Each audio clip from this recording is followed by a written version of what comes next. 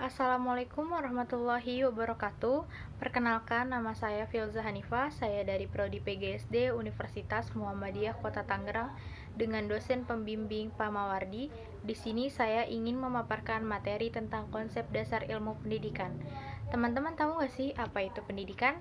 Pendidikan adalah usaha yang sengaja diadakan baik langsung maupun tidak langsung untuk membantu anak dalam perkembangan untuk mencapai kedewasaan. Nah, di sini ada pengertian dari ilmu. Ilmu adalah kumpulan-kumpulan pengetahuan. Dan di sini juga ada pengertian dari ilmu pendidikan. Ilmu pendidikan adalah dua kata yang dipadukan, yakni ilmu dan pendidikan memiliki arti atau pengertian yang mempunyai makna tersendiri. Selanjutnya, ada unsur-unsur pendidikan. Di sini unsur-unsurnya ada 3, yaitu pendidikan informal, pendidikan formal, maupun pendidikan non-formal. Apa sih pendidikan formal itu? Pendidikan formal itu adalah pendidikan yang berada di sekolah. Contohnya apa? Contohnya itu ada SD, SMP, SMA, dan SMK. Selanjutnya, ada pendidikan informal. Pendidikan informal itu adalah pendidikan, keluarga, dan lingkungan yang berbentuk kegiatan belajar secara mandiri. Contohnya itu adalah, misalkan ada seorang anak, nah dia itu dididik di lingkungan keluarganya tersendiri. Nah, seperti itu. Selanjutnya yang terakhir ada pendidikan non-formal. Pendidikan non-formal itu adalah jalur pendidikan di luar sekolah. Maksudnya gimana sih? Di luar sekolah itu misalkan ada bimbel, tempat kursus, atau tempat-tempat yang memungkinkan untuk belajar tetapi di luar sekolah, seperti itu. Selanjutnya ada unsur pendidik atau guru.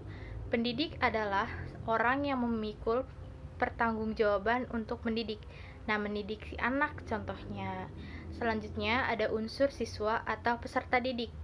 Menurut Sutari Hasbullah, dia menemukan peserta didik adalah setiap orang yang memberi pengaruh dari seseorang yang menjalankan kegiatan pendidikannya. Selanjutnya ada unsur lingkungan. Unsur lingkungan itu apa sih? Unsur lingkungan itu adalah kondisi alam di dunia dengan cara-cara tertentu untuk mempengaruhi tingkah lakunya. Dan yang selanjutnya ada unsur-unsur pendidikan. Unsur-unsur pendidikan itu adalah suatu tindakan yang sengaja diadakan untuk mencapai tujuan pendidikan. Nah, ya selanjutnya dan yang terakhir ada kepemimpinan sekolah. Kepemimpinan sekolah itu maksudnya seperti apa sih?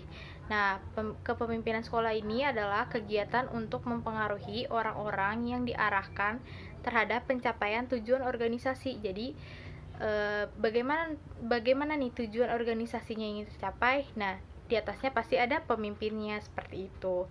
Selanjutnya ada landasan ilmu pengetahuan.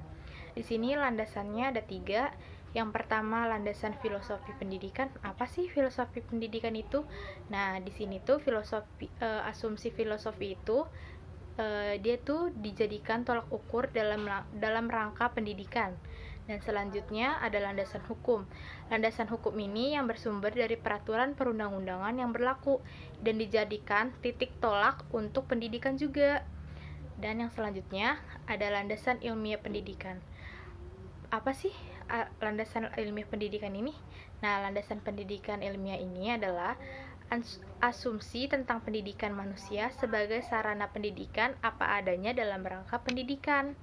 Dan yang selanjutnya ada unsur-unsur pendidikan menurut Ahmad D. Marimba.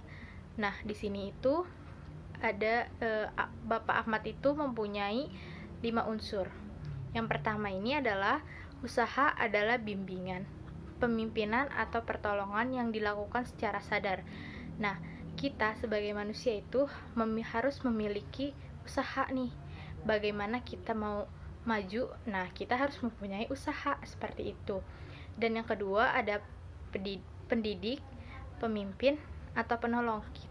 Contohnya seperti apa? Kita nih sebagai manusia, kita harus mempunyai jiwa-jiwa penolong. Kita harus bisa membimbing orang bagaimana ke depannya. Sebelum membimbing orang, tidak lupa kita harus membimbing diri sendiri dulu agar lebih baik ke depannya, seperti itu. Dan selanjutnya ada ada yang dididik atau si terdidik. Nah, maksudnya di sini tuh sudah jelas ya, dididik atau si terdidik. Nah, dididik itu maksudnya ini contohnya ada guru dan anak muridnya seperti itu. Nah, selanjutnya ada bimbingan untuk mempunyai dasar dan tujuan. Dan kembali yang pertama tadi, kita sebagai manusia harus mempunyai tujuan. Tujuan kita ini apa sih? Kayak seperti itu. Tujuan kita apa? Terus sudah kita melakukan tujuan ini, kita harus memiliki usaha untuk kedepannya seperti apa? Seperti itu. Mungkin segitu saja pemaparan materi tentang konsep dasar ilmu pendidikan dari saya. Bila ada kata-kata yang kurang, mohon dimaafkan. Wabillahi taufiq wal hidayah. Wassalamualaikum warahmatullahi wabarakatuh.